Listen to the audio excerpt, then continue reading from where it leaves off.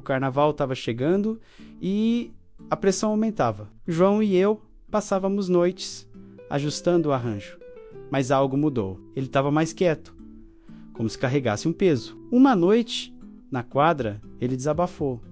Meu pai vai assistir o desfile. Ele nunca veio, não sei se quero ele lá. Segurei o ombro dele. Mostra quem você é, João. Ele vai ter que respeitar no dia do desfile. A Sapucaí brilhava.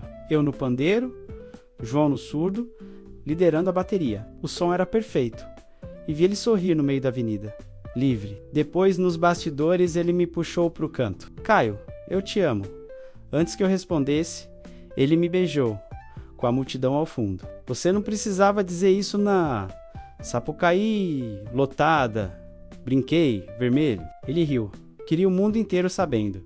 Depois do carnaval, João enfrentou o pai. Eu escolhi meu caminho, disse firme. O pai dele não aprovou, mas também não discutiu. Na quadra, semanas depois, estávamos ensaiando quando João me puxou para dançar um samba no meio da roda. Você é meu ritmo, Caio, disse.